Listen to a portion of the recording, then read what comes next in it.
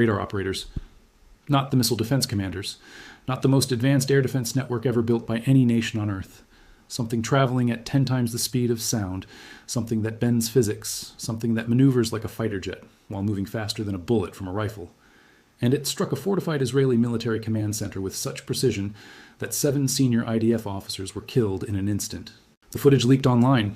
You could see the impact, the angle, the speed, and every defense analyst watching that video went quiet, because what they saw wasn't a ballistic missile following a predictable arc. What they saw was something that does not yet have a defense, something Iran calls the Fatah II. And this was only the beginning. To understand why this moment is so significant, why defense ministries around the world are studying that footage frame by frame, why the United States quietly repositioned assets in the region within hours of the strike, you have to understand what a hypersonic glide vehicle actually is. Because the word hypersonic gets thrown around constantly in military news, and most of the time, people are using it loosely. Any missile that travels above Mach 5, 5 times the speed of sound, is technically hypersonic. Regular ballistic missiles, the kind that have existed since the Cold War, routinely achieve Mach 5 or beyond during their flight. But that is not what we are talking about here. That is not what makes the Fatah II different. The difference is not just speed. The difference is what the missile does with that speed. A traditional ballistic missile is, at its core, a very fast cannonball. It launches. It arcs high into space or near space, and then it falls back down on a predictable trajectory. Every radar system in the world is built to detect that arc. Every intercept calculation is based on that arc. If you can track where a missile is going and calculate where it will be in 30 seconds, you can put an interceptor in its path and destroy it before it reaches its target. That is the entire logic of missile defense. Detect the arc, calculate the path, intercept the target. Israel has spent decades and billions of dollars building a system that does exactly this, and it does it better than almost any country on Earth. But the Fatah II was specifically designed to destroy that logic completely. The Fatah II uses what is called a hypersonic glide vehicle. Instead of following a ballistic arc, the missile releases a maneuverable glide vehicle at extreme altitude. That vehicle does not fall. It glides. It skips through the upper atmosphere like a stone across water, a technique called skip glide, while maintaining hypersonic speed the entire time. And while it is doing this, it is changing direction. It can maneuver in both pitch and yaw, meaning it can go left and right and up and down simultaneously at speeds that make interception geometrically impossible with any current technology. By the time a radar system detects it, calculates a firing solution, and attempts to launch an interceptor, the Fatah II has already changed course. You're not shooting at where the missile is. You're shooting at where you think it will be. And with the Fatah II, that calculation is never correct. Yuval Baseski, the vice president of Rafael Advanced Defense Systems, the company responsible for building Israel's most advanced missile interceptors, put it in terms that even a non-military audience can understand. He said, and this is important, every air defense system today is based on flying faster than the target. But this principle does not apply to hypersonic missiles. To intercept an object moving at Mach 10, you would need a defense moving at Mach 30, which is impossible in the atmosphere due to friction. Then he drew an analogy to basketball. He said trying to intercept a hypersonic missile with a single interceptor is like trying to defend LeBron James with one player. You can chase him all you want. You will not stop him from scoring. That quote from the vice president of Israel's own premier missile defense manufacturer tells you everything. Israel's best defense expert is publicly saying they cannot stop this missile with existing technology. Now let's go back in time just slightly, because the Fatah II did not appear out of nowhere on March 1st, 2026. Its story begins in June 2023, when Iran unveiled the original Fatah missile in a ceremony attended by senior IRGC commanders. That first version was already extraordinary. It claimed a range of 1,400 kilometers, which puts all of Israel well within reach from Iranian territory. It claimed terminal speeds of Mach 13 to Mach 15, which is somewhere between 16,000 and 18,000 kilometers per hour. And it claimed maneuverability that would defeat any existing air defense system. Western analysts at the time were skeptical. Some dismissed it. Some called it propaganda. Some said Iran simply did not have the industrial capacity to build something this sophisticated. Those skeptics were proven wrong very publicly and very violently in June 2025. On June 18, 2025, in the early hours of the morning, Iran launched the Fatah for the first time in actual combat. This was part of Operation True Promise Thrill, Iran's retaliatory campaign against Israel following devastating Israeli airstrikes on Iranian military and civilian infrastructure that had begun on June 13th. The conflict, by that point, had already involved hundreds of missiles and drones fired from both sides, but the deployment of the Fatah changed the character of the conflict entirely. The Islamic Revolutionary Guard Corps announced it proudly. They called it the 11th wave of strikes under Operation True Promise III, and they described the deployment of the Fatah as a turning point. Their statement said, and I want you to hear this, that the use of the Fatah represented the beginning of the end for Israel's mythical missile defenses. They called it unmistakable proof that Iran's strength was real, and that Israel's air defense legend was a myth. And here is where the data becomes very uncomfortable for Israel and its allies. Israel's air defense network is genuinely extraordinary. It is not propaganda. It is one of the most sophisticated layered defense systems ever assembled. At the lowest level is the Iron Dome, which became famous, stopping thousands of rockets fired from Gaza and Lebanon. Above that is David's Sling, which intercepts medium to long-range missiles. Above that is the Arrow 2, designed to intercept ballistic missiles in the upper atmosphere. And at the highest tier is the Arrow 3, which intercepts missiles in space outside the atmosphere entirely. These systems work together, covering every altitude, every range. Israel built this network over 30 years, spending enormous sums of money, with heavy American support and co-development. Against conventional ballistic missiles, this network had achieved interception rates approaching 95%. That is not just impressive, that is almost miraculous. During the early phases of Operation True Promise, when Iran was firing salvos of older ballistic missile types and Shahed drones, Israel was absorbing the attacks with manageable damage. But then the interception rate started falling. During the most intense 24-hour period of Iranian hypersonic and advanced missile barrages, Israel's interception rate dropped from 90% to 65%. That is a catastrophic collapse in defensive capability. And in a conflict where hundreds of missiles are flying, a 35% failure rate means dozens of warheads reaching their targets. Cities, air bases, command centers, people. The Arrow system specifically ran into a problem that nobody could fully solve in real time. It was running out of interceptors. A senior U.S. official confirmed to the Wall Street Journal that American defense leaders had known for months about Israel's Arrow interceptor shortfall. The conflict had consumed interceptors at a rate that production simply could not match. This was not a technological failure. This was a mathematical one. Iran fired more incoming threats than Israel had bullets to shoot them down with. And that calculation only gets worse when the incoming threats are hypersonic missiles that require multiple intercept attempts just to have a chance. Now fast forward to February 2026. The conflict is no longer the same conflict. Iran's supreme leader has been killed. The United States has directly entered the fight alongside Israel. Iran is no longer responding with calibrated escalation. Iran is fighting for survival. And in that context, on February 28, 2026, Iran launched the Fatah ballistic missile again, the first generation with its advanced maneuvering re-entry vehicle. The footage was released by Iranian sources, and it was striking. The missile's re-entry vehicle executing evasive maneuvers that would make interception nearly impossible even for the most advanced systems. But the next day, March 1st, 2026, something far more significant happened for the first time in history. Iran launched the Fatah 2. Not the original Fatah with its maneuvering re-entry vehicle. The Fatah 2, the weapon with a genuine operational hypersonic glide vehicle, the weapon that Iran had tested, the weapon that had been called theoretical by skeptics, the weapon that Baseski had warned about. It was used in combat for the first time in the history of warfare by any Middle Eastern nation, and it was used against Israel with devastating effect. At least 3 successful Fatah 2 strikes were confirmed by footage from within Israeli territory. The impact on the IDF command center, the one that killed 7 senior officers, showed a trajectory and speed profile that analysts immediately compared to Russia's Oreshnik missile, which had been used against Ukraine in January. The Oreshnik also integrates hypersonic glide vehicles. The parallel was not coincidental. Both missiles represent the newest category of weapons to enter active warfare, and both have demonstrated that current missile defense technology cannot reliably stop them. Let's be precise about what makes the Fatah 2's glide vehicle so uniquely dangerous. Traditional missile defense is built around what engineers call intercept geometry. If you know where a missile is, where it's going, and how fast it's moving, you can calculate an intercept point, a place in space where your interceptor missile and the incoming warhead will meet. The entire engineering challenge is making your interceptor fast enough and smart enough to reach that point before the warhead does. The Arrow 3 does this brilliantly for ballistic missiles in space, where there's no atmosphere to interfere with the calculation. The hypersonic glide vehicle breaks intercept geometry at its foundation. The vehicle is not following a fixed trajectory. It is continuously changing its flight path using aerodynamic surfaces, moving laterally across the sky by distances that can span hundreds of kilometers, approaching from directions that were not its original flight path. By the time the Arrow or THAAD radar systems have detected it, processed its current position, attempted to calculate a future intercept point, and fired a response, the glide vehicle is no longer going to be where the calculation predicted. It has already maneuvered away. The interceptor goes to an empty patch of sky, and the hypersonic warhead continues onto its target. There is also the physics of altitude.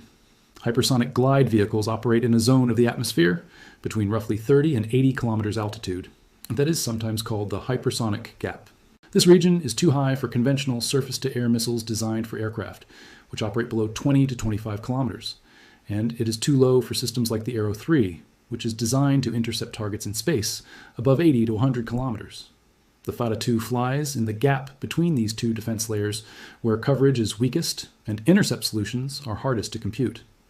It exploits not just speed and maneuverability, but the physical limitations of where Israel's defense layers intersect. It was designed specifically to slip through the seam. There's another dimension to this that gets less attention, but is equally critical: the thermal challenge. At Mach 10 in the upper atmosphere, the surface temperature of the glide vehicle exceeds 2,000 degrees Celsius. That is hotter than the melting point of most metals. Building a structure that can survive those temperatures while still housing precision guidance electronics, while still responding to maneuvering commands, while still maintaining aerodynamic integrity, that is one of the hardest engineering problems in modern weapons development. The United States, with its enormous defense budget and world-class aerospace industry, has been working on operational hypersonic missiles for years and has not yet fielded a combat-ready system. Russia and China cracked this problem, and now, with a significant degree of North Korean technological assistance, Iran has cracked it too. The North Korean connection is worth examining closely because it explains how Iran got to this point so fast. Iran and North Korea have maintained a deep military technical relationship for decades. It began in the 1980s when North Korea supplied the early Scud missile technology that became the foundation of Iran's entire ballistic missile program. That relationship never stopped. In September 2021, North Korea conducted the first flight test of the Hwasong-8, a ballistic missile equipped with a hypersonic glide vehicle. Analysts immediately flagged the possibility that North Korea would share this technology with Iran. By 2024, North Korea had brought the Hwasong's Vinzem 16B intermediate-range ballistic missile with hypersonic glide vehicle capability into service. The technical knowledge flowing from Pyongyang to Tehran appears to have been substantial, and the results on March 1, 2026 validated that pipeline completely. Now let's talk about what Iran has actually built in terms of its missile arsenal as a whole, because the Fata-2 is the tip of a very large spear. Iran operates the largest and most diverse ballistic missile force in the Middle East. Its arsenal includes short, medium, and intermediate-range ballistic missiles, cruise missiles, hypersonic variants, and thousands of armed drones. The Khorramshahr-4, for example, is a medium-range ballistic missile with a range of roughly 2,000 kilometers, putting it well within reach of Israel, that uses hypergolic propellant, meaning it can be kept fueled for extended periods and launched within minutes of a command. That rapid response capability matters enormously in a conflict where Israeli and American forces are actively hunting for Iranian missile launchers to destroy before they can fire. Iran's strategic calculus has always relied on quantity as a force multiplier. You do not need every missile to penetrate. You need to fire enough of them that even a 95% interception rate leaves meaningful numbers of warheads reaching their targets. During Operation True Promise 3, Iran fired more than 400 missiles. Even at 95% interception, which was not sustained, that means 20 warheads reached their targets. At a 65% interception rate, which is what occurred during the worst periods, that means 140 warheads got through. These are not statistics. These are destroyed buildings, dead soldiers, burning air bases, citizens sheltering underground while the world's most advanced defense system struggles to hold. And now, layered on top of that quantity strategy, Iran has deployed the Fata-2 as what analysts call a force multiplier for the rest of the arsenal. Here's how it works in practice. You use a small number of Fata-2 missiles, expensive, precise, nearly unstoppable, to destroy specific, high-value targets. Radar installations, missile defense batteries, command and control centers, communications, infrastructure. When you blind and degrade the defensive network with hypersonic precision strikes, the follow-on waves of cheaper, older ballistic missiles suddenly become far more effective. You use the Fata-2 to punch holes in the defensive shield. Then you flood those holes with everything else. The IRGC did not deploy the Fata-2 because they have thousands of them. They deployed it to reshape the battlefield for the weapons they do have in abundance. The IDF was aware of this threat long before March 2026. Israeli defense planners had war-gamed hypersonic scenarios. Beseski's warning in August 2025 was not made in a vacuum. It was made because Raphael had been working on next-generation intercept solutions and realized the gap in current Capability was serious and immediate, not hypothetical. The recommendation he made, the zone defense model, where instead of trying to track and chase an individual hypersonic missile, you saturate defined corridors of airspace with interceptors positioned in advance, was theoretically sound.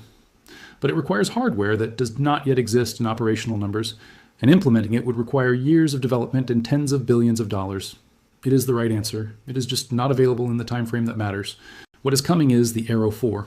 Israel Aerospace Industries has begun live trials of the Arrow 4 interceptor, which IAI CEO Boaz Levy described in mid-2025 as the system that will fundamentally change Israel's hypersonic defense posture. The Arrow 4 is a generational leap beyond the Arrow 2 and Arrow 3. It introduces aerodynamic maneuvering surfaces, winglets, that give the interceptor the ability to adjust its flight path in real time during an engagement. It incorporates artificial intelligence and machine learning into its guidance system, enabling it to predict and adapt to a maneuvering target rather than simply calculating a fixed intercept point. It is specifically designed to engage maneuvering re-entry vehicles and hypersonic glide vehicles, the two threat categories that current systems fail against. But live trials, starting in mid-2026, means operational deployment is still years away. In the meantime, the Fata 2 is operational today. Let's also address what this conflict means beyond the immediate battlefield, because the significance of what Iran has done is not contained within the borders of this war. Before March 1st, 2026, hypersonic glide vehicle technology in actual combat had been demonstrated only by Russia, with the Oreshnik strikes in Ukraine. And by that example alone, the world had already begun to rethink strategic stability. Now, a second country, a country that was widely dismissed as incapable of this technology just 2 years ago, has used a hypersonic glide vehicle in combat against one of the world's most advanced air defense networks, and it worked. That demonstration has geopolitical consequences that extend far beyond Israel and Iran. Every military planner in the world is now updating their threat assessments. Nations that assumed their missile defense systems were adequate against regional adversaries are now running new calculations. The United States military, which deployed THAAD batteries to Israel and has been expending its own interceptor stockpiles at alarming rates supporting Israel's defense, is facing a crisis in anti-ballistic missile inventory that extends across the Pacific theater and the European theater simultaneously. Reports have emerged that the U.S. was considering withdrawing THAAD systems from South Korea to reinforce the Middle East, which would simultaneously weaken deterrence against North Korea at precisely the moment North Korea's missile cooperation with Iran is producing battlefield results. That is a strategic dilemma with no clean answer. China has been watching every frame of this conflict with intense interest.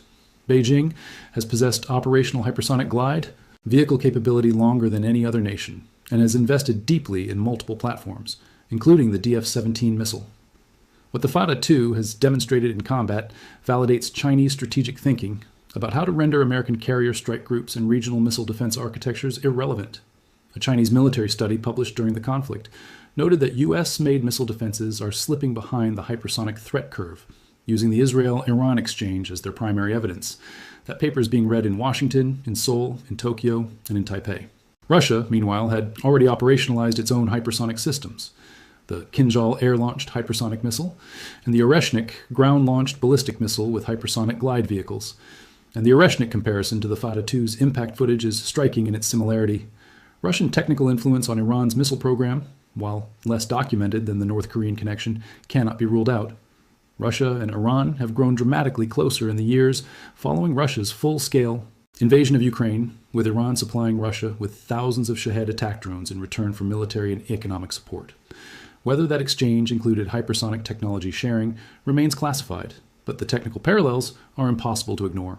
Now let's return to the question that this video started with. Can Israel stop the Fata 2? The honest answer today is no. Not consistently, not reliably. Israel's current defense architecture was not built for this threat, and the architecture that could theoretically address it, the Arrow 4 with AI-guided intercept, the zone defense model, the new sensor networks required to track a glide vehicle at hypersonic speed, is being built as fast as humanly possible but is not ready. The Arrow 3 can intercept exo-atmospheric threats. The Arrow 2 handles upper atmospheric threats. David's sling covers medium range. Iron Dome stops the low and slow. But in the gap between Arrow 2 and Arrow 3, in the hypersonic corridor where the Fata 2 operates, there is no reliable answer today. What the Israeli military and its American partners are doing instead is attacking the problem from the other end. If you cannot reliably intercept the missile in flight, you destroy the launcher before it can fire. The US and Israel have devoted enormous resources to mapping Iranian missile launch sites, mobile launcher locations, and storage facilities. American intelligence assets, satellites, signals intelligence, human intelligence are feeding targeting data to Israeli and American strike aircraft around the clock. Every Fatah II launcher destroyed on the ground is a missile that will never need to be intercepted. That is the logic driving the aggressive strikes on Iranian territory. Kill the archer, not just the arrows. But that strategy has its own limits. Iran disperses its missile forces. Mobile launchers can move. Underground facilities are hardened against airstrikes.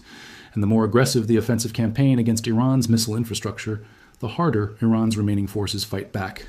And the more the Fatah II gets used, not preserved, as a strategic deterrent. It becomes a use it or lose it weapon under pressure, which is exactly what happened on March 1st.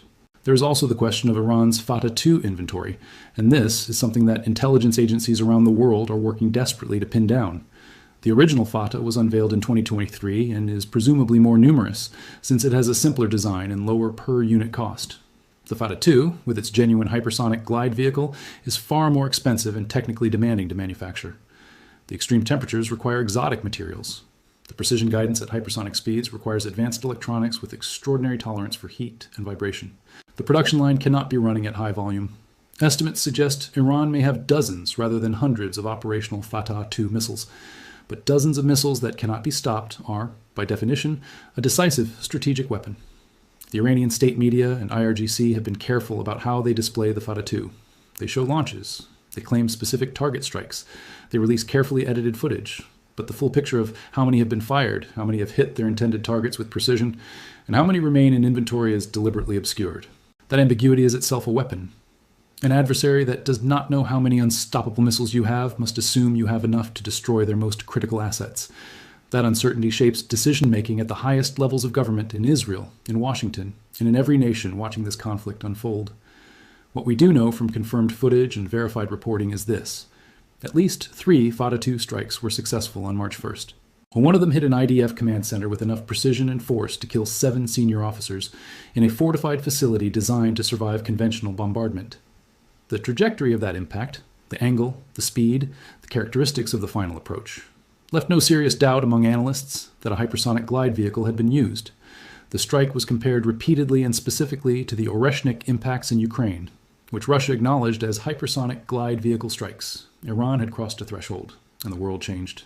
That threshold is not just about this war. It is about the future of conventional conflict everywhere. For decades, the dominant theory of air power and missile defense was that technological investment in intercept capability could keep pace with offensive missile development. Every new threat could be met with a new interceptor. The Patriot defended against Scuds. The Arrow defended against Iranian ballistic missiles. THAAD defended against theater ballistic missiles. There was always an answer, even if it was expensive and imperfect. Hypersonic glide vehicles are the first class of weapons in the modern era that have demonstrated, in actual combat conditions, an ability to defeat the full spectrum of existing defense architecture. Not in a laboratory, not in a wargame simulation, in a real war against a real adversary with real consequences. The United States understands this better than any public statement conveys. The U.S. has invested billions in hypersonic weapon development across multiple programs. The Army's long-range hypersonic weapon, the Navy's conventional prompt strike system, the Air Force's air-launched rapid response weapon. But these are still in development or early deployment phases. American offensive hypersonic capability is advancing. American defensive capability against hypersonic threats is lagging behind. The same technological gap that makes the Fatah II so dangerous to Israel makes American carrier strike groups and forward bases vulnerable to Chinese and Russian hypersonic weapons. The Middle East is, in a terrible sense, a live-fire test of a vulnerability that the entire Western defense architecture shares. So where does this leave us today? On the ground, in real time? Israel is fighting a war in which it faces an opponent with a weapon it cannot reliably intercept. It is supplementing its imperfect defense with aggressive offensive operations to destroy launch infrastructure. It has American military support, carrier strike groups, THAAD batteries, intelligence sharing. That adds layers to its defensive posture. But the interceptor inventories are depleted. The Arrow 4 is years from deployment. The zone defense model is years from implementation. And Iran still has Fatah II missiles in inventory. The next wave could come at any time. The 5th wave already showed what is possible. Nobody in the Israeli defense establishment is pretending otherwise. The Fatah II did not just pierce a missile defense network. It pierced a strategic concept. The idea that technological Superiority in defense can reliably neutralize a determined adversary's offensive capability. Israel built the best missile defense system in the world. Iran built a missile specifically designed to make that system obsolete.